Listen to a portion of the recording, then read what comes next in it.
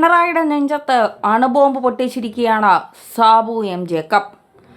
എന്നെ അറസ്റ്റ് ചെയ്താൽ അടുത്ത നിമിഷം അകത്താവുന്നത് മുഖ്യമന്ത്രിയുടെ മകളാകും എന്ന് പറയുമ്പോൾ മാത്യു കുഴൽനാടൻ്റെ കയ്യിലും ഷോൺ ജോർജിൻ്റെ കയ്യിലും ഇരിക്കുന്നതിനേക്കാൾ കൂടുതൽ തെളിവുകൾ കിറ്റക് സാബുവിൻ്റെ കയ്യിലുണ്ട് എന്നുള്ള കാര്യത്തിൽ സംശയം വേണ്ട.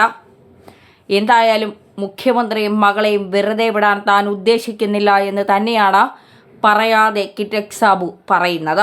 തന്നെ ദ്രോഹിച്ചവരെയും നാട് കടത്തിയവരെയും അങ്ങനെ വെറുതെ വിടാൻ താൻ ഉദ്ദേശിക്കുന്നില്ല എന്ന് തന്നെയാണ് കിറ്റക് സാബു തെളിച്ചു പറയുന്നത്.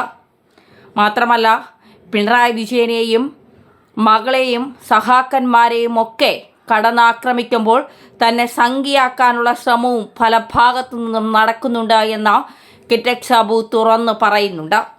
എന്തായാലും പിണറായിക്കും മകൾക്കുമേറ്റ വലിയ തിരിച്ചടി തന്നെയാണ് ഇന്നലെ കിഴക്കമ്പലത്ത് 2020 മഹാസമ്മേളനത്തിൽ കിറ്റക് സാബു പറയുന്ന വാക്കുകളിലൂടെ നമുക്ക് മനസ്സിലാക്കാൻ സാധിക്കുന്നത്. അതായത്, സ്വപ്ന കൊണ്ടുവന്നതിനേക്കാൾ കൂടുതൽ തെളിവുകൾ വീണ വിജയനെക്കുറിച്ച് തൻ്റെ കയ്യിലുണ്ട് എന്ന് പറയുമ്പോൾ മാത്യു കുഴൽനാടനും ഷോൺ ജോർജും സ്വപ്നയും ഒക്കെ പറഞ്ഞതിനേക്കാൾ സാമ്പത്തിക ക്രമക്കേടുകൾ പിണറായി വിജയൻ്റെ മകൾ വീണ വിജയൻ ചെയ്തു കൂട്ടിയിട്ടുണ്ട് എന്നുള്ള കാര്യത്തിൽ സംശയമില്ല എന്നുള്ളതാണ് യാഥാർത്ഥ്യം.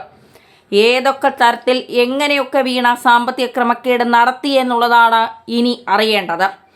എന്തായാലും കിറ്റക് സാബുവിനെ തൊടാൻ ഇനി പിണറായി നന്നായി ഒന്ന് ഭയക്കും എന്നുള്ള കാര്യത്തിൽ ഒട്ടും സംശയം വേണ്ട.